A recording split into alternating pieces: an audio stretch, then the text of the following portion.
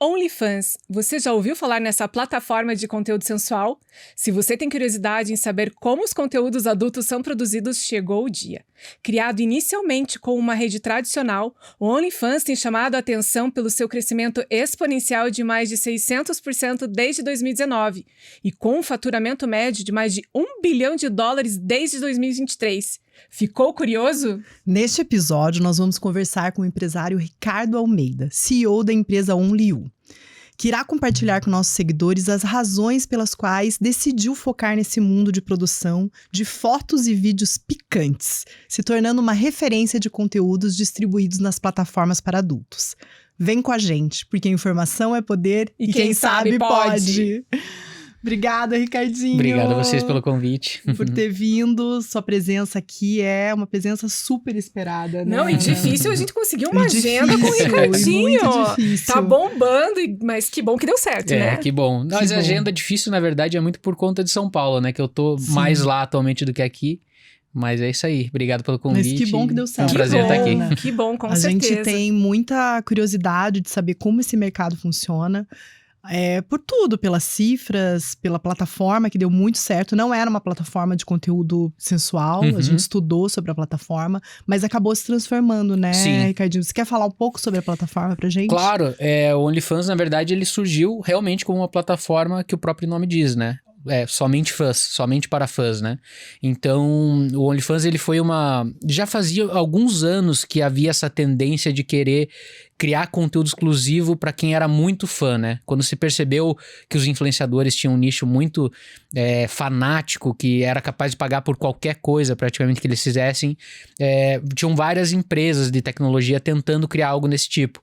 E o OnlyFans foi uma vanguarda, assim, que desenvolveu uma rede social muito parecida com o Instagram, né, na dinâmica dela. Mas no início não tinha cunho sensual. Não, nem um pouco. Nada, a ideia era né? realmente que fosse um conteúdo, sei lá, que a Kéfera pudesse, por exemplo, criar um conteúdo exclusivo para fãs e fizesse um bastidores de conteúdos ali, por exemplo, né? E, na verdade, começou a dar muito certo lá nos Estados Unidos, primeiro, para quem fazia conteúdo sensual, né? Porque o que acontecia? Essas meninas já vendiam conteúdo nas próprias redes, elas vendiam diretamente pros caras, né? Então, elas eram muito assediadas, como são até hoje, só que, de repente, elas começaram a perceber que, de repente, tem uma plataforma aqui que eu posso colocar, vender os meus conteúdos e ter uma assinatura recorrente, né? Então, começou a se popularizar, influenciadores nos Estados Unidos começaram a usar. Então, primeiro, na verdade, começou a dar certo no sensual. Alguns influenciadores, como o próprio, não lembro se foi o Jake Paul, Logan Paul, mas um desses criou também um canal lá por um tempo. E aí houve um boom, sabe? Todo mundo começou a usar nos Estados Unidos. E isso foi no comecinho da pandemia, ali em 2020. Nossa, super recente. Super recente. Não, super. Não, tanto que a gente fala que ele teve um crescimento exponencial, né? E aqui no Brasil eu percebi essa tendência nessa época, mas ela foi estourar mesmo, começar, né? O primeiro boom maior foi quando a Anitta entrou na plataforma, né? E aí ela fez um jogo meio duplo, assim, né? Ela usava pra fãs, então eu assinei por muito tempo ali pra ver o que ela tava fazendo, entender as tendências, né? Ela usava pra conversar com os fãs, mandar áudio, dizer novidades do que vinha por aí e tal, mas ela também dava uma brincada com conteúdos que ela não postava no Instagram, sabe? Umas fotinhas um pouco mais ousadas, a famosa tatuagem no cu lá dela. Com certeza. Tá lá no OnlyFans, Nossa. Então, a primeira vez que ela postou foi lá, né? E assim surgiu a plataforma como ela é hoje, né? E com o tempo ela foi se popularizando, muita gente começou a ganhar muito dinheiro e aí as notícias vão viralizando e tornando a coisa mais conhecida, né? Porque esse anúncio do dinheiro fácil é uma coisa que chama atenção também, né? E você poder usar o seu próprio corpo... E ter autonomia para postar os conteúdos que você quer, porque a plataforma ela só organiza ali, Sim. né? Você tem autonomia para fazer todo o direcionamento ali. Não, 100%. Na verdade, há muito preconceito ainda contra a plataforma. Inclusive, eu acho que há o que acontece? Esses modelos que acabaram viralizando muito com a quantidade de faturamento e tudo mais, elas criam uma imagem que eu considero até negativa para a plataforma, não digo para a plataforma, mas eu acho que ela influencia de uma maneira negativa em algumas pessoas começarem sem entender o que estão fazendo. Porque não é dinheiro fácil. Né? Não é dinheiro fácil mesmo. Na verdade, existe muito trabalho por trás.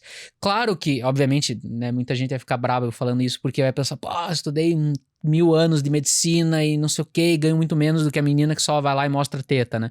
Nesse sentido, é óbvio que é um dinheiro mais fácil, é um atalho. Mas, primeiro, a exposição que você precisa estar disposta, se você conhece o mecanismo para fazer, porque não adianta, pode ser a menina mais bonita do mundo, se ela não tiver seguidores, se ela não for conhecida, ela não vai vender. Né, as ferramentas para você divulgar e promover isso é um trabalho de rede social, né? Então, claro que há um atalho, mas há também uma série de coisas envolvidas que se você não faz do jeito certo, se você não tem maturidade ou orientação para entrar na plataforma, você pode estar metendo os pés pelas mãos e, sei lá, se expondo cedo demais e causando algum problema pro futuro, sabe? Porque é um negócio, né, Ricardinho? Como tudo que a gente cria e que a gente vai fazer na vida é um negócio. Então, existem as pessoas que veem isso como negócio e tomam essas precauções, tendo ali um empresário, um direcionamento, e existem aquelas pessoas que entram desavisadas, como você disse, eu vou ganhar dinheiro, eu vou aqui mostrar e não é bem assim. Exato, né, e por exemplo, as pessoas têm uma tendência de achar que quanto mais você mostrar, mais você se expor, mais você vai ganhar. E no início, dependendo da estratégia que você usa, de fato isso acaba se comprovando, né? Porque você tem um público ali que quer ver tudo. Né? Aquela galera que começa assinando quer ver o máximo possível. Se você já chega entregando, eles vão pedir mais, senão eles saem. E aí você começa a entregar mais, se expor mais, e chega um momento que, cara, não tem mais o que expor e você tá ali refém daquilo e você precisa daquele dinheiro e com o tempo já começa a não ganhar mais tanto. Então, é uma série de coisas, a pessoa acaba se arrependendo, já começa a ter porque a sociedade acaba reagindo a isso, né? Então, a forma que o mundo ao redor dela reage com o que ela faz, depois de um tempo, algumas acabam se arrependendo quando fazem dessa forma. Agora, quando elas entendem como é possível ganhar dinheiro lá, falando, cara, essa foto do jeito que eu posto no Instagram, por exemplo, eu posso ganhar dinheiro lá, eu posso atrair essa galera que gosta mais de mim, que tem, né, eu diria que, assim, as pessoas acham que é muito sobre sexo e eu acho que é muito sobre carência. Na verdade, sabe? Eu acho que a gente vive uma era em que as pessoas são muito carentes. A próprio reflexo de idolatria por influenciadores já é um reflexo disso, né? Mas nesse caso é uma carência romântica também. Eles querem ser namorados delas, eles querem se aproximar, eles querem ter alguma resposta. Eles querem parar de ser ignorados, porque eles mandam mensagem para diversas meninas todos os dias e ninguém responde, né? Então, se você aprende a usar isso dessa forma, né? Se você dialoga... Tem esse cuidado também com seus clientes, é isso? Isso, a ideia é que elas não se exponham mais do que elas querem e precisam, né? É claro que se a menina tem a cabeça dela, as pessoas ao redor dela, se ela tem toda uma liberdade de realmente se expor, fazer até um conteúdo pornográfico, cara, eu não tô aqui pra julgar, entendeu? Se ela é feliz desse jeito, e tem meninas do casting que fazem. Eu ia te perguntar isso. Se tem. Hoje no OnlyFans são só fotos sensuais ou se tem vídeos de sexo explícito? Pode qualquer coisa. Qualquer coisa que esteja dentro da lei, né? Obviamente. Não tem limite ali não, de... Nesse sentido, não. Assim, claro, você não desrespeitando a lei de nenhum país, etc. Lógico. Ou fazendo alguma coisa irregular, não tem problema. Agora, a questão é... Quem faz, cara, se tem a consciência, a maturidade pra saber o que tá fazendo, o reflexo que isso vai gerar na sua própria vida ao seu redor, pô, tá tudo certo, entendeu? O problema é que a maioria vai nesse papo do dinheiro fácil, acha que vai ganhar milhões e que não entende nem da administração desse dinheiro, às vezes ganha muita grana, e em pouquíssimo tempo, em um ano, torra tudo. Torra mesmo, assim, sabe? E aí, cara, o que sobra disso, sabe? Sim. Uma imagem cheia de rastros que expondo uma intimidade que ela, na verdade, não se sentia confortável pra expor. Não, e jogou na internet? Não, Acabou, eternamente. Né? Aqui no Brasil, você que é advogada sabe dizer melhor do que eu, mas acho que não existe o direito ao esquecimento ainda, né? Existe. Existe? Existe. Existe. Mas é muito difícil você controlar, né? Uma vez que você existe o direito joga. ao esquecimento, mas acontece que quando você joga na internet, você tem que movimentar uma rede legal para que tire, né, aquele vídeo do ar. E às vezes não tira porque uma pessoa sempre salva. Sim. Depois joga. Então, assim... É muito fácil disseminar. Isso aí. Tanto que a gente tem o caso da Xuxa, naquele vídeo que ela gravou e que ainda sim. tá disponível. E é muito antigo. Né? É muito antigo. Algumas acabam, isso eu já percebi até nos Estados Unidos, na Europa, a gente vê assim que eles acabam... elas criam uma nova identidade, mudam de nome nas redes sociais e começam de novo de alguma outra forma, sabe?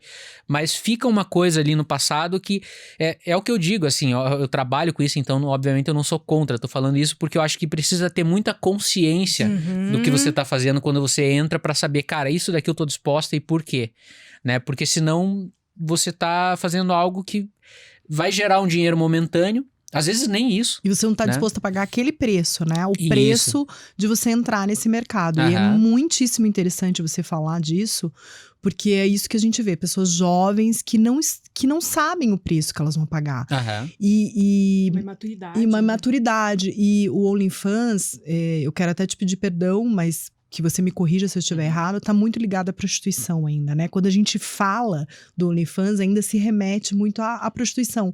Então, a gente quer desmistificar isso. Claro, eu acho assim, existe, de fato, elas são super chamadas de putas virtuais, né? Eu não vejo dessa forma, mas eu entendo a analogia e eu acho que assim, eventualmente... Ocorre. Tem meninas que eram, inclusive, prostitutas, encontraram uma prostituição muito mais blindada de problemas, né, inclusive. Mas eu acho assim, taxar simplesmente fazer OnlyFans como isso é equivocado porque, cara, na verdade, assim, a Grazi Massafera é uma puta de revista porque ela posou pela Playboy. Exatamente isso que eu te perguntar, se o OnlyFans hoje... é a nova Playboy. Exatamente. A nova sexy. Exatamente, porque pensa, a Playboy, primeiro ela criou um conceito, né, de um padrão de mulheres, né, as coelhinhas tinham medidas que elas tinham que ter e tudo mais. Depois virou a capa das celebridades, né. Com o Big Brother até, eu lembro quando começou ali em 2002, 2003, as meninas nem queriam ganhar. Mulher não ganhava Big Brother, elas entravam porque elas queriam sair na revista, né? Porque elas ganhavam milhões vendendo revista. E por quê? Porque havia esse desejo... Cara, a galera já podia ver mulheres peladas por revistas mais baratas ali na banquinha, né? Mas eles queriam ver a Grazi, eles queriam ver a tiazinha, a feiticeira, sabe? A Débora Seco. Agora é a mesma coisa, na verdade é a menina que o cara segue, que ele vê ela treinando, que ele vê a rotina dela e ele quer ver ela, sabe? Mas ela não mostra nem o peito, não importa, mas eu tô vendo o conteúdo dela, sabe? Eu sou assinante daquele conteúdo, exatamente, né? Se ele quiser pornografia hoje em dia com X vídeos e Pornhub e tudo mais, o cara paga. Paga não, nem precisa pagar, né? Só vai lá, procura o que ele quer e vê pornografia gratuita. Mas não se trata disso, justamente, sabe? Se trata do cara ter alguma coisa, alguma tara, uma conexão, uma sei lá o que possa chamar, naquela pessoa, né? Então, é meio que sobre isso, assim, sabe? Eu tava falando até da prostituição, mas, por exemplo, assim, hoje elas publicam os seus vídeos e fotos, né, ali na plataforma, mesmo sendo garotas de programa ou não. Podem ser modelos apenas que querem só postar para ganhar o seu dinheiro. Se elas quiserem se prostituir dentro da plataforma, como que isso acontece? Elas têm um telefone? Como que existe essa relação com o cliente? As plataformas não permitem. Justamente porque se prostituir, pelo menos aqui no Brasil, não é um crime, né? Mas imagino que em vários países também não sejam. O crime é você cafetinar. Então, como a plataforma pega uma comissão dos ganhos ali dentro, isso pode ser interpretado dependendo ali da forma que isso foi feito. Então, para se blindar disso, qualquer tipo de contato que é trocado ali dentro, qualquer tipo de insinuação desse tipo faz com que a pessoa tenha conta banida, né? Olha que interessante. Então, realmente não pode. Existem sites hoje em dia né, que meninas se promovem dentro, então tem aquele, como que até anunciava no podcast do Flow lá, o Fatal Models, né, que basicamente assim, eles são uma plataforma gratuita que você entra e aí tem as meninas se anunciam, né, elas vão lá para se anunciar, e o que eles ganham nisso? Tráfego, né? Então, como tem muito tráfego de pessoas entrando, eles vendem os banners de anúncios sobre outras coisas, sobre bet, Mas casa de não aposta. em cima das meninas, Não em cima das Porque meninas, daí, exatamente. olha que interessante. Então, a prostituição nesse sentido real, né, usando meios virtuais, está muito mais nesse tipo de site do que em venda de conteúdo. Venda de conteúdo, cara, se você assinar, a maioria das plataformas são meninas realmente monetizando o público que elas têm de alguma forma, sabe? Tipo, e não necessariamente se expondo muito. Então, claro que existem as que se expõem mais, mas a maioria das que ganham mais não se expõe tanto assim. E eu tenho uma pergunta, você falou muito das revistas, desse padrão estético, né, que outrora existia. Você acha que o OnlyFans é mais democrático? Existem conteúdos variados ou não? Ainda persiste esse padrão, essa mulher? Ou ali... Eu acho que ele é bem democrático. Uma das meninas que mais ganhou no meu casting, ela é totalmente fora do padrão porque ela é uma anã, né? Por exemplo. Então, você Isso tem... é muito legal, né? Por um você lado. tem plus size, você tem... E muita gente pode chamar, é fetichista e tal, mas eu não entendo dessa forma, sabe? Pelas mensagens que ela recebe, não me parecem pessoas com fetiche, me parecem pessoas que realmente têm um desejo e um gosto, né? Sabe? Fora do padrão. Pelo perfil dela. E tem pessoas mais velhas, tem pessoas mais gordinhas, pessoas mais magras, tem trans. Inclusive, a gente tem uma mulher trans no nosso casting, que ela não mudou o nome ainda, é um nome masculino, mas é o Zé Longuinho. Eu conheço, ela tá fazendo agora a transição. Ai, ela é isso, maravilhosa! Eu já vi. Ela entrou pelo ele é casting masculino como um homem gay, ele né? é lindo. Mas ela tá fazendo a transição. Ele fez, até eu vi hoje que ele fez a transição, ele gastou mais de 100 mil reais pra fazer a feminilização. Sim. E é um case de sucesso, assim, já na figura, né, de imagem de um homem, já vendia muito bem, o que não é tão comum para homens. O público é menor, mas mesmo assim agora na transição, então vai vender muito mais porque as pessoas têm mais curiosidade, ganha mais visibilidade e, cara, as assinaturas são muito maiores para mulheres, assim, sabe? Para mulheres trans. Para mulheres. Na verdade, assim, isso já desde... Porque antes de entrar na fase do OnlyFans, na verdade, a primeira coisa online que surgiu nesse mercado foi o camming, né? Que é basicamente os câmeras privês e chaturbate da vida, que são as meninas... Elas começaram ganhando dinheiro bem no comecinho da internet, do MSN ainda.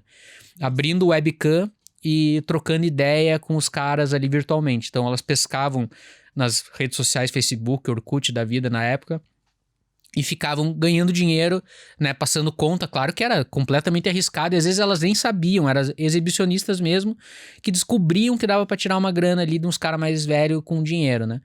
E aí plataformas foram surgindo em torno disso. A Clara Aguilar, que participou do Big Brother 14, ela foi a primeira webcam girl, assim, que surgiu no Brasil, de famosa, né, claro. E ela emplacou isso no Brasil e muita gente começou a fazer. Então, veio daí, sabe? Desde então já se sabia pelo comportamento de audiência que era muito mais mulheres que vendiam do que homens. Tem homens também, mas a parcela de público que acaba consumindo é menor. Ricardinho, eu tenho uma curiosidade. Como que você começou a trabalhar nessa área? O que te despertou, assim, a tua virada de chave? Putz, é uma história louca, assim, porque... Na verdade, é uma história... Eu vou tentar encurtar, assim, mas... eu trabalhei com muitas coisas diferentes na minha vida, mas eu nunca realmente pivotei, assim, sabe? Nossa, vou largar tudo que eu tô fazendo e fazer outra coisa. Eu fiz faculdade de jornalismo querendo ser jornalista esportivo. No final, foi a única vez que eu acho que eu pivotei, que eu me formei e falei, cara, nada a ver, eu fiz uns estágios e eu realmente não quero isso. E aí eu passei 1 ano estudando cinema e comecei a trabalhar como operador de teleprompter. Eu trabalhei por alguns anos operando TP, para político principalmente, assim, em campanha e tudo, mas eu tava no set, era isso que eu queria, né? Então eu tava no set, carregava cabo, desmontava a câmera, fazia tudo que dava para fazer. Disso eu conheci um cara que me apresentou pro Gil, o Pedrinho, ele me levou para trabalhar na WG7 na época, para ser editor. Eu aprendi a editar com o Gil me ensinou. O Gil, sou grato eternamente, chamo ele de mestre até hoje, porque ele me abriu ali a produtora com, ó, tem os equipamentos, tem filme pra trabalhar, tem um monte de coisa, o que você quer fazer, sabe? Então eu passei uns 3, 4 anos lá, quase como uma faculdade, assim, fazendo tudo que eu tinha vontade, ideia de criar e produzir pra internet, pra TV. A gente viajou e fez um monte de coisa. Dali, assim, meio que eu me fiz essa formação, tive essa formação de audiovisual, e eu conheci a Kéfera, né? E a Kéfera tava participando de algum curta-metragem lá, e, cara, eu não lembro como que calhou de eu editar um vídeo dela pela produtora mesmo. E ela falou, cara, quem que editou esse vídeo? Eu adorei e tal. E o canal dela já era grande pra época, assim, era muito grande. Ela tinha, sei lá, uns 100 mil seguidores, ela tava no inscritos. YouTube, né? Ela começou no YouTube no forte. YouTube, Mas é. ela era O Instagram bem na forte. época era uma coisa meio hipster, assim, nem tinha muita gente que não. usava. E aí o YouTube dela tinha uns 100 mil inscritos, que era bastante já pra época, mas nada perto do que virou, né? Passou de 10 milhões já. E, cara, ela falou, pô, você não quer ser meu editor? E daí, nessa de editar os vídeos dela, ela me passou a senha, o login e começou, sobe lá os vídeos no canal. E aí eu comecei a estudar o YouTube, entender como funcionava, a coisa foi virando, o canal dela foi estourando. Eu larguei, parei de trabalhar com produtoras pra trabalhar com ela, editando e ajudando ali a estratégia do canal, né? E abri uma empresa que era a Coletive, que tinha o foco em ser, primeiramente, a gente foi o e-commerce da Kéfera, né? Então a gente trabalhou acho que um ano e pouco como a loja virtual dela. E disso, na verdade, assim, eu vi que havia uma demanda, a gente não entendia muito trabalhar com e-commerce, foi uma ideia que a gente teve, mas e havia uma demanda muito grande de outras celebridades e influenciadores e pessoas que estavam querendo fazer canal de, pô, você cuida do canal da Kéfera, então cuida do meu, sabe? E a gente começou a atender vários youtubers. Então a Rafa Gomes saiu do The Voice Kids, veio trabalhar com a gente, a Lívia Aragão, Renato Aragão, o Gabriel Pensador. Então a gente trabalhou com muita gente, a Boca Rosa, bem no comecinho, VTube, um monte de gente passou por nós, assim. E de produtora de canais de YouTube, a gente começou a ir para a área comercial, fazer pontes com marcas, né? E, cara, beleza, a gente trabalhou muitos anos com isso, revelou muita gente, trabalhou com muita gente que já era formada, já tinha o nome, mas chegou a pandemia, a gente parou de viajar, eu e o meu sócio, o Lucas, a gente viajava muito pelo Brasil, assim, e pelo mundo também, fazendo trabalhos com influenciadores, e a gente tinha muita reunião, muita coisa, e de repente não, vou respondendo e-mail em casa, sabe? E naquela época da pandemia tinha o dia inteiro de sobra. Daí no TED eu falei, cara, eu acho que eu preciso, não sei quanto tempo vai durar isso daqui, né? Eu preciso ganhar em dólar em alguma coisa. Eu comecei a procurar, na verdade, para editar por sites, assim, em dólar pra, sei lá, vídeo gringo, assim.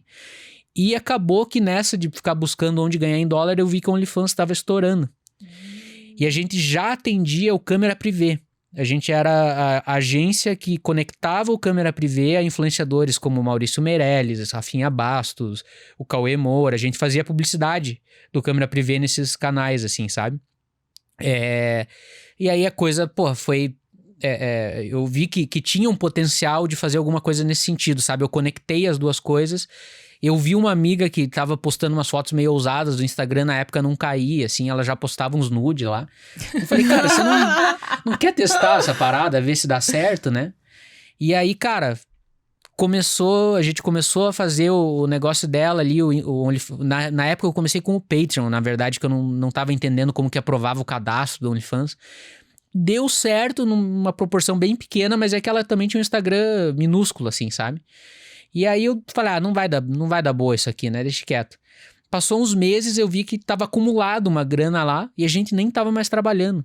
Eu falei, cara, mas então talvez tenha alguma coisa aqui, né? Falei, e se eu começar a trabalhar com influenciadores, pessoas que têm realmente engajamento, seguidores já, e tem esse potencial, né, de repente fazer alguma coisa sensual, de repente pode ser que dê mais certo. E aí eu comecei a encontrar, eu tinha pessoas que eu já conhecia, que eu comecei a convidar, as que foram topando cada vez, cara, por acho que uns 2 anos e meio, 3 anos, cada pessoa que eu lançava um pouco maior, assim, me surpreendia. A gente quebrava um teto de faturamento, assim, sabe? Falava, nossa, dá pra chegar aqui. E aí foi uma atrás da Gente, outra. a hora que você fala faturamento, fico super curiosa pra saber, Ricardinho. Cara, me fala um faturamento bom, assim. Isso. De hoje Um eu... mês que você Hoje. falou, nossa, vou pro Caribe. Cara, eu já... Pra Não, Ibiza, que Ibiza, vou pra Ibiza. Eu já tive influenciadora que ganhou mais de R$500 mil em um mês. Nossa. Ai, que delícia. E, na verdade, só que assim, isso tudo depende da realidade da pessoa. Às vezes, pô, ganhar 5 pau no mês, 5 mil, cara, pra você postar uns stories e, sabe, tipo, dentro do que você já postava no Instagram ali, Do que você já fazia do que sem você ter já nenhum fazia, rendimento, faz né? um ensaio, a quantidade de horas trabalhadas, de fato, nesse sentido, pode ser interpretado como um dinheiro mais fácil, né?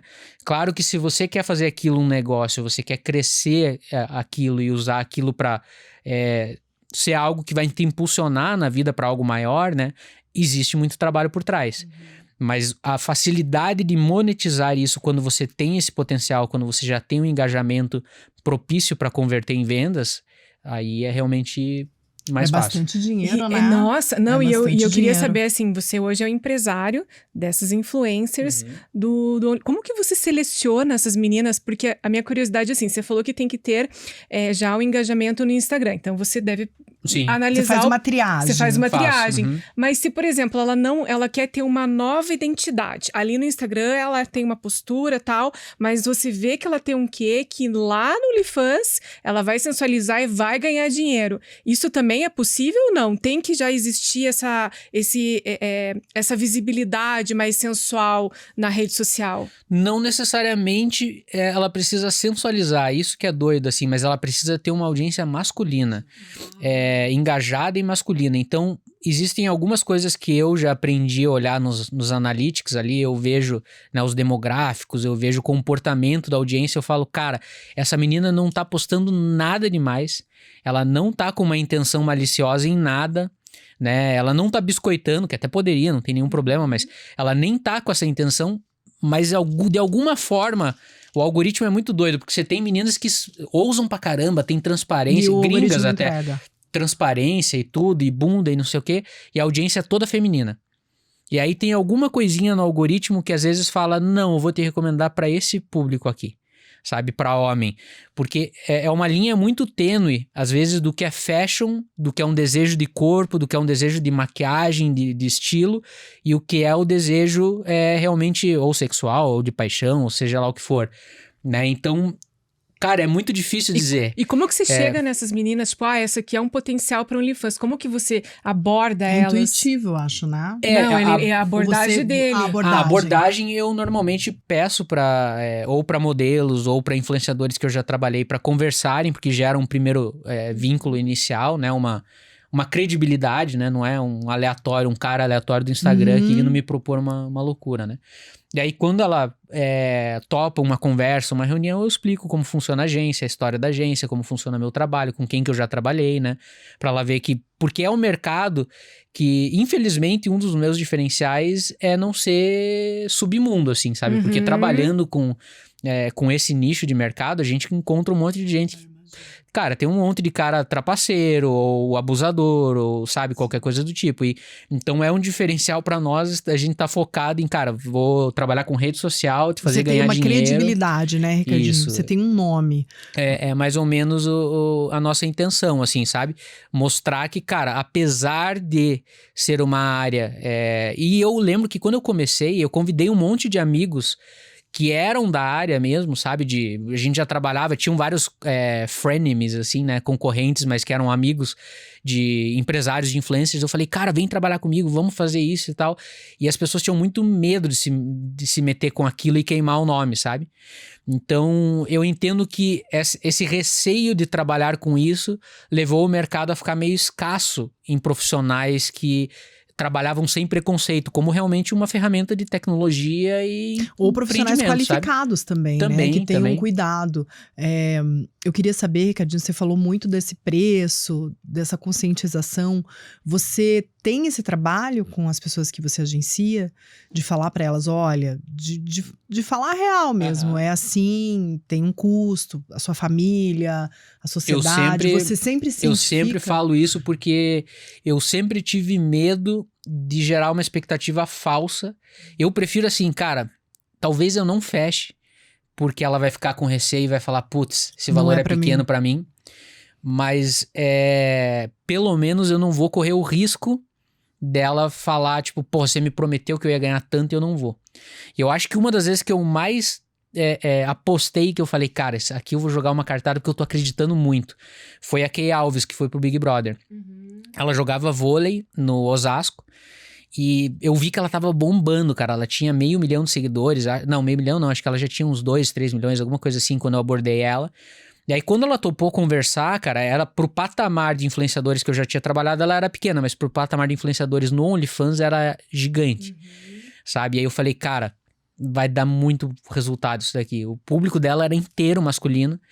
E aí, eu conversando com ela, ela falou, quanto que eu ganho nessa história? Quanto que eu vou ganhar? E aí, assim, na minha estimativa, eu falei, cara, ela vai ganhar uns 70 mil, eu acho, por mês. Mas eu falei, eu vou chutar baixo na minha cabeça, que eram uns 30, que pra mim já era muito. Eu já achei que era bastante, né? Pé no chão mesmo ia ter sido uns 5, 10. Mas eu falei, cara... Você jogou um pouco mais pra cima. Nossa, deu uma dobradinha. Mas é que eu acreditava até mais, assim, sabe? Ela tinha um potencial. Tinha um potencial de números mesmo, não era só um potencial dela, sabe? E aí eu falei, não, você vai ganhar uns 30 por mês. Ela falou, cara... A história é a seguinte, eu ganho 1.500, 2.000 reais, acho que ela ganhava no Osasco. O meu aluguel é 3 mil. Quem paga o meu aluguel hoje é o meu namorado. E, cara, ele não vai aceitar que eu trabalhe com isso. Se eu começar, ele vai parar de pagar meu aluguel. E aí, se eu não faturar isso que você tá falando, quem que paga meu aluguel mês que vem? Eu falei, eu pago. Por 3 meses eu pago o teu aluguel. Se não virar o que eu tô falando, em 3 meses eu pago o teu aluguel. Ela falou, então eu vou encarar. E ela encarou, não deu 2 dias. Eu até achei, não, ela vai conversar com o namorado e vai mudar de ideia. Não, terminou mesmo o namoro. É que era muito além do que ela ganhava, né? E era muito aí, acima. No primeiro dia, eu acho que ela bateu, se não me engano, uns 10, 15, assim. Ela estourou de vender. E aí ela me ligou no Viva Voz, falou, eu tô aqui no Viva Voz com o diretor do Osasco e eu quero que você me diga quanto que eu ganhei hoje. Eu falei quanto ela tinha ganhado. E aí ela falou, não, é isso, só pra dizer que assim, cara, não quer que eu faça, então cobre o valor que eu tô ganhando. É simples assim. Que eles estavam, se incomodando, porque, né, o clube de vôlei... Tem um preconceito, e clube de vôlei trabalha com... Eu entendo até o diretor lá, né, trabalha com marcas e tudo, que são anunciantes ali do clube, né. Mas aí ela ajudou a desmistificar isso e, cara, ela foi uma bomba atrás da outra, assim, foi crescendo. Ela foi no Danilo Gentili, bombou mais quando ela foi no Danilo Gentili do que depois no Big Brother. Porque ela falou que ela tava, né, na plataforma. Ela falou que ela tava na plataforma e, cara, aquele mês ali, eu acho que ela faturou uns 300 mil e aí foi, sabe... uma escada, assim. Ricardinho, e como que você cobra? Você cobra um percentual dessas mulheres sobre o faturamento delas mensal? Como que é, assim, não precisa falar, claro, o teu percentual, mas assim, é um percentual sobre o que elas ganham? Você que administra os recursos que entram? Isso, eu não administro os recursos que entram, né? A gente faz a configuração da plataforma de pagamento, porque isso é bem importante falar, assim, as plataformas, elas não... pagam separado o valor da agência e o valor da modelo, porque eles nem podem fazer isso, né? O valor é sempre a identidade. Você no OnlyFans, por exemplo, você precisa ter reconhecimento facial para comprovar ali com inteligência artificial, eles conseguem saber se postar foto de outra pessoa, vai identificar e vai falar cadê a autorização dessa pessoa para estar na tua plataforma, porque não é você, sabe? Eles sabem. E aí, da mesma forma, eles só permitem que seja na conta do mesmo nome, do mesmo documentação dessa pessoa. Então, a modelo recebe tudo, ela emite nota lá do que ela recebe e ela faz o pagamento pra gente. Ela paga em porcentagem, sim. A gente recebe uma porcentagem dos ganhos dela. E você pode se considerar hoje um milionário? Um empresário milionário do Depende OnlyFans? do que você Um chama empresário de sucesso. Sim, Você acha que a sua vida mudou com o OnlyFans? Mudou a sua vida depois? consideravelmente? Com certeza. Eu acho que eu posso dizer que é uma empresa milionária porque a gente faturou milhões e a gente fez elas faturarem milhões, né? Acho que nesse sentido, sim. Né? Porque realmente a gente movimentou muita coisa nesse mercado, assim, sabe? Isso eu falo de maneira até com orgulho, porque a gente... Cara, eu sei que eu entendo que as pessoas imaginam dessa coisa de dinheiro fácil, eu me esforcei tanto, estudei tanto, olha onde eu tô, mas a gente transformou a vida de muita gente pro bem de uma maneira muito boa, assim, sabe?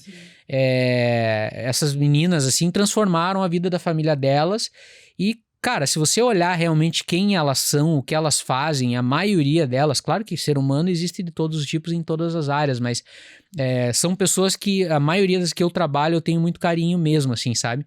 São pessoas com história, que tem uma, sabe, foi uma transformação de vida mesmo, assim.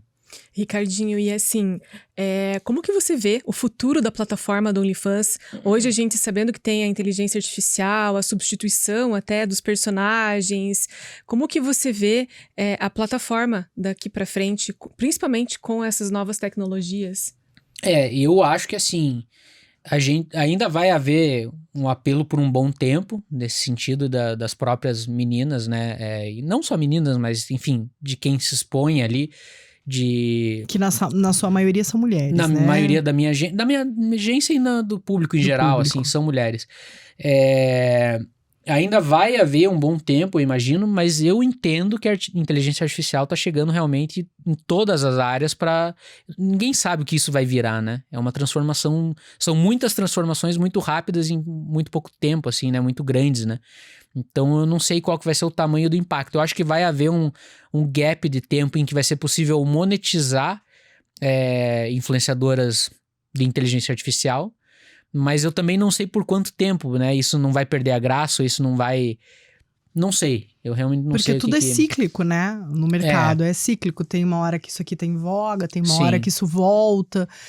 E assim, eu tenho muita curiosidade para saber o que hoje tá em voga nesse mercado. Qual o tipo de mulher, qual o tipo de conteúdo que hoje você fala isso, você olha e você fala, cara, isso bomba. Eu acho que não é o tipo de conteúdo. Eu acho que cada vez mais a gente pode dizer que tem tipo para tudo, sabe? Eu acho que a questão é como que você vai entender a tua audiência e entender como que você chega nela, né? Como que você realmente usa as ferramentas que tem à tua disposição em rede social e dentro da plataforma, para você monetizar essas pessoas que já querem te ver de uma maneira mais exclusiva, né? E aí você tem infinitas possibilidades. Principalmente, na verdade, o que mais é atual agora é entender como que eu me divulgo, porque o Instagram no Brasil ele tá cada vez mais blindado para, né, ele derruba contas. Então as meninas às vezes, a Anitta posta foto mais ousada do que a menina e ela perde a conta, sabe? Tem menina da minha agência que repostou nos stories uma foto da Anitta, repostou do próprio Instagram da Anitta, foi lá e deu um repost e perdeu a conta por causa daquela publicação, assim, sabe? Sendo que a publicação original tá lá até hoje, assim. Então, realmente, há uma perseguição da plataforma contra vendedoras de conteúdo no Brasil. No Brasil. Eu não sei se... não é só no Brasil, mas com certeza não é nos Estados Unidos, sabe? Que aí até tem uma teoria sobre isso, que eu imagino que hajam interesses tanto da plataforma, comerciais, quanto eventualmente até de interesse nacional dos Estados Unidos, de alguns países do hemisfério norte, assim, de que não haja uma evasão de recursos, assim, sabe? Me parece, isso é uma teoria que eu posso estar conspiracionando muito aqui, mas faz lógica, sentido, né? Faz bastante sentido. Porque lá, se você olhar as contas lá fora, elas viralizam no Brasil, inclusive tá na moda pra caramba os modelos gringas usarem camisetinha escrito Brasil, Argentina, Colômbia, e elas usam as americanas, europeias, sabe? E elas viralizam pra cá, vendem pra cá, mas aqui se você postar uma foto, sei lá, de biquíni, cai. Ricardinho, você sabe que a gente estava falando da inteligência artificial, que agora me veio porque eu estava estudando sobre o assunto, que elas estão formando, as mulheres, enfim, quem tem interesse, elas estão criando a tal da garota do job AI. Elas criam a garota do job, jogam na plataforma e ganham, mas elas não aparecem. Então elas montam a modelo do jeito que elas querem. Sim. Você já ouviu alguma coisa sobre isso? Assim, a tua empresa faria algo assim? O teu agenciamento criaria modelos de inteligência artificial para faturamento? Com certeza. Eu acho que assim, a gente tenta acompanhar as mudanças. Eu acho que a inteligência artificial é uma coisa que, enquanto a gente... Se é inevitável, enquanto eu puder usar o recurso para o bem ou para, né, monetizar o meu negócio, eu vou utilizar. Eu acho que, eventualmente, assim, se fosse falar do campo filosófico das ideias, eu seria contra desenvolver inteligência artificial. Mas já que a gente não tem controle nenhum sobre isso, eu vou me beneficiar dela enquanto eu puder. Então, com certeza, se você falar com o ChatGPT, a capacidade narrativa dele já é absurda. Ele já pode ser a personagem do Her lá, né? Não sei se vocês já viram o filme. Não, é um filme que eu adoro, um filme antigo. Sim, 2013, achei sensacional. A gente até comentou num dos nossos episódios sobre ele, que acho que foi o de sexualidade, que ele começa a conversar com a mulher e ele se apaixona por um telefone, Totalmente, né? não. O nível de carência das pessoas O nível de carência tá absurdo. nesse nível. Eu realmente, assim, pra minha vida pessoal, eu tenho sentido cada vez mais que a gente deve buscar o mundo real, assim, sabe? Realmente sair pra conhecer pessoas, sair com amigos.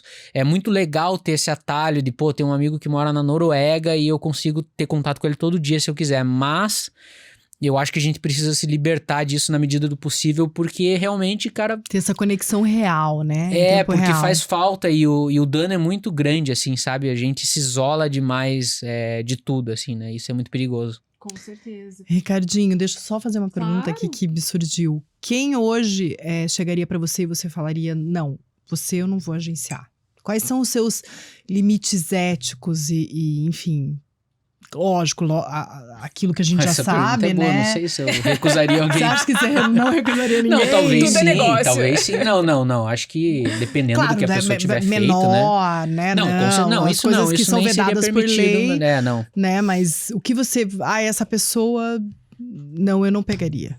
Eu acho que pelo trabalho, se a pessoa não tiver feito algo que eu considero imoral, obviamente ilegal, né? Eu não teria nenhuma restrição, assim, sabe? Tipo, política ou qualquer coisa, não me importa mesmo, porque pra mim, eu trabalho nisso como negócio. Eu vejo algumas coisas que eu tenho vontade de fazer bem feito, eu tenho um brio com o produto que a gente faz uma coisa mais elegante aqui no Brasil, diferente da maioria que faz um conteúdo mais explícito e tal, a gente gosta de fazer uma coisa mais sofisticada, assim, sabe? Então eu tenho um brio nesse sentido, mas ao mesmo tempo, cara, é grana. Se fosse pra fazer o que eu queria fazer mesmo, eu estaria fazendo cinema, eu estaria fazendo, sei lá, escrevendo livro, entendeu? Então, realmente eu não posso negar o lado comercial da coisa, se tiver potencial e não for algo que eu considero... Por exemplo, eu não trabalho com cassino e casa de aposta, sabe? Isso é uma coisa... É um limite, né? É um limite. A gente até teve uma experiência... Que dá uma grana, né, Ricardinho? Dá uma grana. A gente recebeu proposta também. E eu não julgo quem faz, tá? Eu não a julgo. gente não sem quis também. julgamento. Eu fiz um teste, a gente experimentou, assim, trabalhou com a Brasino lá, inclusive, que ela que toca lá, Brasino, que toca no começo dos vídeos pornô lá, né? E, cara, a gente achou, pô, vai ser o match perfeito, né? A Brasino patrocinando a mansão, né, da OnlyU e tudo. E no final das contas, cara, não foi bom, é tudo muito obscuro. Talvez agora, virando um mercado regulamentado, pode ser que mude um pouco, né? Mas da forma que não era legal. E quando você olha na ponta, sabe? Eu entendo que a gente também trabalha com consumo compulsivo. Mas eu acho que a compulsão de quem tem uma tara, vamos falar em termos bem grosseiros aqui, mas com perdão da palavra, mas se o cara vai lá e toca ele passou a vontade dele, acabou, sabe? Ele, sei lá, Mas o jogo vai muito além O jogo vai muito além, destrói dinheiro, famílias. O cara vai lá, destrói família, o cara... Pô, foi comprovado lá, foi levantado uns números, não lembro quantos milhões estavam sendo gastos, bilhões, sei lá. Nossa, uma grana. Não, virou a nova epidemia. Sim. É uma droga, né? Começou a ponto de começar a incomodar gente poderosa, né? Assim, tava diminuindo dízimo de igreja universal, tava diminuindo compra de cerveja, tava diminuindo valor de banco. É tão impactante, eu tenho uma pessoa da minha família... não vou falar o nome. Ela perdeu 370 mil, assim, uma semana, né? Então, assim, é muito viciante, é realmente uma epidemia e eu acho que as pessoas têm que ter essa consciência que você teve, sabe? Vai muito além. Fora que esse dinheiro, ele pode alimentar outros tipos de crimes, né? Sim. Que a gente é um ciclo, né? Uma coisa chama a outra. Exato. E veja, eu, assim, do campo moralista ali, se for para ser moralista de alguma forma, olhando esses mercados, a Modelo, ela vai ali, tem uns cara tarado afim dela, e a maioria deles, assim, boa parte, não dá pra dizer maioria, mas boa parte deles, com intenções mesmo objetificando a menina. Então ela tá pegando esse cara que objetifica ela e fala, cara, vem aqui me dar um pouco de dinheiro então, sabe? E o cara que não objetifica, beleza, o cara tá dando uma grana, mas ela também tá dando o que o cara quer ali, ou o quanto, até o limite que ela se sente confortável. Agora, cassino, cara. Você pega o influenciador, que tem um monte de gente que confia nele, ele tá ali, galera, joga aqui, vai ganhar um monte, é renda extra. Daí, porra, aí você tá falando assim, cara, confia em mim, que com a confiança que você tem em mim, eu vou fazer você se fuder, entendeu? É como eu leio essa situação, assim. Então com certeza. É muito mais grave, bem assim, complicado. né? Não, bem e complicado. eu acho interessante porque na plataforma, Rô, ela inclusive preserva o direito dessas mulheres. Você não pode ir lá baixar o vídeo dela e publicar. Ela tem os direitos autorais resguardados. Isso até é um respeito, né? Ao trabalho dela. Vamos falar isso como um trabalho. Que é um trabalho, né? Ela deve ter ali um portfólio do que ela tem que fazer, um cronograma. Como um influenciador, só que em outra plataforma. Sim. E, Ricardinho, essa contratação hoje dessa pessoa que vai trabalhar para você, dessa influenciadora, é o quê? Pessoa física? Ela tem que abrir uma empresa? Como que funciona bastidores disso? Na verdade, é ela que me contrata, né? Ela te contrata. Ela me contrata. Eu, tecnicamente, sou o funcionário dela. Tá. Sou empresário, mas eu não sou... Apesar de que muitas brincam, falam, ai, boss, não sei o quê, quando eu tô... Mas eu sou muito o boss, eu entendo quando a gente tá numa mansão e a gente tá numa produção e eu realmente preciso organizar como as coisas funcionam, orientar, falar, ó, meninas, 8 horas da manhã, todo mundo aqui embaixo e tal, pra começar as produções e tal. Então, nesse sentido, sim, mas individualmente, com uma contratação à parte, nós somos os contratados prestando um serviço para elas, né? Elas podem nos contratar como pessoa física, mas é parte da nossa orientação e a gente se preocupa muito com a evolução delas, para que elas realmente não seja só, quero tirar um dinheiro aqui dessa cliente e ir embora, entendeu? Então a gente se preocupa com o futuro delas, de orientar, de passar contador, abra uma empresa, para várias delas a gente paga psicólogo, sabe? Porque a gente sabe que mexe com várias questões. Então a gente tem essas preocupações para que realmente, cara, guarde essa grana, invista em conhecimentos que possam te fazer trabalhar com outras coisas daqui a alguns anos, entendeu? Porque isso não é para sempre. Claro que quando a gente percebe que, cara, é dar murro em ponta de faca, eu também não vou ficar insistindo, né? Mas as que ouvem, e tem várias que ouvem... Você tem essa preocupação em orientar? A gente tem mesmo. Isso importante. E a tua equipe passa para elas um conteúdo? O conteúdo do que elas têm que gravar, do que elas têm que produzir, ou não? Fica a critério delas? A gente tem umas orientações em relação a volume de conteúdo, principalmente, e estilos de conteúdo, não o estilo como que você tem que posar e o que você tem que mostrar. Isso é dela sempre, né? Ela é a chefe, a plataforma é dela e ela mostra o que ela quiser. Mas a gente fala, ó, dentro do teu limite a gente precisa que você mande tantos vídeos de tanto tempo, tantas fotos, fotos com tantos figurinos, sabe? 10 de trás, 10 de frente, não, isso pouco não. de lado. 10 de lado. Isso não, mas volume de tipos de conteúdo, assim, de formato mesmo, né? Se é foto, se é vídeo, a duração e tal. Isso quando não somos nós que produzimos. Se somos nós, se elas optam pelo contrato que tem fotógrafo também, aí a gente já vai e faz o caminhão de conteúdos que a gente sabe que precisa. Daí o fotógrafo faz as poses que vocês acham que é a que vai mais rentabilizar na plataforma. Não, pose não. Não? Pose, o fotógrafo entende o que ela quer, né? Tá. Ela é a que tem autonomia pra... Mas de volume, de falar, ó, cara, deu desse figurino aí do biquíni vermelho, agora vamos pra outro. Tem outro, vamos trocar de figurino, vamos trocar de cenário, vamos fazer vídeo agora. Então, esse volume que é o que a gente tem controle. Entendi. E claro, daí tem as demandas dos fãs, né? Se o cara que é assinante, o cara tá pedindo um vídeo aqui de tal forma, e aí ele quer pagar tanto. Ou às vezes ele não falou, você topa por que valor, né? E aí a gente orienta, pergunta. Então, além do valor da mensalidade, existe ainda como se fosse um leilão, um plus para ela uma venda por mensagem. Na verdade, Nossa, eu não sabia. Aqui no Brasil ainda tem um comportamento que o cara que ele paga alguma coisa, ele não quer pagar mais. Pô, já tô pagando pra entrar, ainda tem que pagar pra você falar de alguma coisa, sabe? Então ele já se incomoda. Tem muita gente que faz, a gente usa esse recurso e realmente funciona, assim, a gente faz bastante venda. Mas nos Estados Unidos é numa proporção assim, a plataforma é gratuita. E aí eu só cobro por mensagem. vem conversar comigo, é $1 por mensagem, e se você quiser alguma coisa, você vai falando e a gente vai vendendo. E aí, então lá, como eles são da cultura da gorjeta, lá funciona muito assim, Então sabe? lá elas ganham, Não, cara... céu é o limite. É porque os Estados Unidos estão em primeiro lugar. As maiores, Imagina. as maiores do Brasil faturam em torno de 1 milhão, 2 milhões de reais. Lá nos Estados Unidos, a gente tá falando de pessoas que já ganharam mais de 10 milhões de dólares no mês. No mês. No mês. Então, assim, é outro nível porque você tá falando nível mundo, entendeu? Uma influenciadora dos Estados Unidos, ela viraliza no mundo inteiro.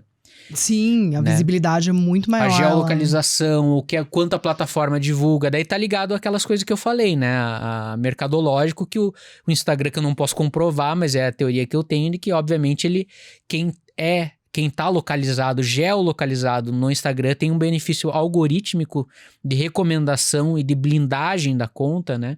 De proteção, que, cara, tudo bem, o dinheiro tá vindo pra cá, entendeu? Nossa, são muitas nuances, né? Meninas, prestem atenção. Ricardo Almeida, empresário de sucesso no OnlyFans. Isso, e até eu ia falar, fazer uma pergunta aqui pra gente finalizar, Ricardinho. Quem quer trabalhar com isso hoje? Pra, de fato, ganhar dinheiro? Faz um checklist aí de 3 coisas que essa pessoa precisa ter. Pra gente não achar que todo mundo que tá assistindo a gente aqui pode, de fato, ter êxito nesse mercado, Claro, com certeza. Eu acho que assim, independente, antes de falar a lista de 3 coisas que precisa ter, primeiro pensa em todas as pessoas que são importantes pra você. Que você vai ferir, né? Isso, e conversa. Ferir ou não, mas conversa com elas e entra num consenso. Eu acho que ninguém tem que mandar na sua vida, mas você precisa saber o impacto. No mínimo assim, cara, minha mãe é muito importante pra mim, mas eu estou disposta, eu vou fazer. Tudo bem, mas saiba qual impacto você vai gerar na tua vida. Porque o tio vai lá ver você. E tenha consciência sabe, se você tiver sabendo, eu tô fazendo isso, eu sei que vai gerar tal consequência, mas eu vou fazer mesmo. Sabe aquela comida que você come sem culpa, sabendo, vai me fazer mal, mas eu vou comer mesmo? É isso.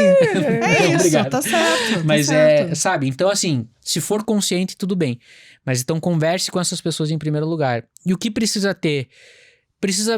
Se não tiver uma audiência já nas redes sociais, você precisa estar disposta a entender como que eu cativo essa audiência, como que eu trabalho como uma influenciadora que realmente consegue esses números, sabe? Uma audiência principalmente masculina, se for uma modelo... Na verdade, tanto modelo mulher quanto homem. É homem que consome, sabe? Seja gay, seja trans, seja mulher, não importa. A maioria dos consumidores são homens. Isso independente de onde a gente estiver. Aqui, nos Estados Unidos, é o homem que consome. Não, qualquer lugar, é o homem que consome. Eu acho que talvez tenha um lance de ser mais visual, não sei. Mas tem o lance da educação, né? Mais repressora também. Pode ser. Tem vários fatores. Pode ser, eu acho que sim.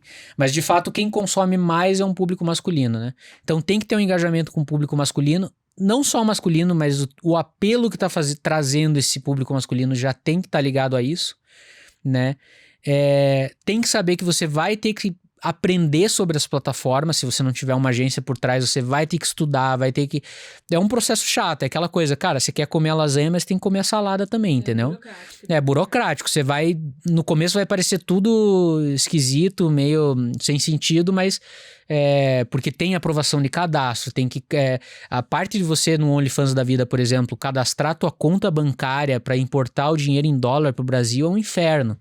Sabe? Então, tem toda uma parte que você precisa se esforçar, assim, sabe? E, cara, você precisa entender que pode te fechar portas dependendo de outros mercados. Não é assim, eu vou fazer qualquer coisa e depois eu volto a ser... sei lá, médica, sabe? Pode ser que, não digo que é impossível, mas eu acho que você precisa ter consciência de, dependendo do nível de exposição e da forma que você se expor, pode sim fechar portas, né? Então você tem que colocar isso na balança, né? Que o essa preconceito consciência. ainda tá dentro de quem se vive, né? Ali. Sim, que as pessoas são preconceituosas da sociedade. Eu acho que tem o preconceito e tem um lado, assim, eu fazendo o advogado do lado oposto, né? Assim, cara, tem marcas que não querem associar imagina um hospital nomes. Infantil, Exato. sabe? Tipo, poxa, tem uma médica aqui que tem uma foto, tem um vídeo dela. Então eu entendo o cuidado que determinadas áreas podem querer ter, sabe? Só que você tem que ter, se você vai fazer isso, você tem que ter consciência do, tá bom, eu vou, mas eu vou até aqui, ou eu não vou, sabe? Então, só coloque as coisas, o resumo da ópera, acho que ter consciência de todos os impactos que pode gerar na tua vida. Organize a mente, antes Isso, de mais é. nada. Uhum. Ricardo, muito obrigado. Obrigada. Foi um prazer ter te Imagina. recebido. Brinde. Um brinde e mais sucesso pra você Obrigado, ainda. Sucesso, vocês Ricardo. também. Obrigado pelo Obrigada, convite. gente. Obrigada.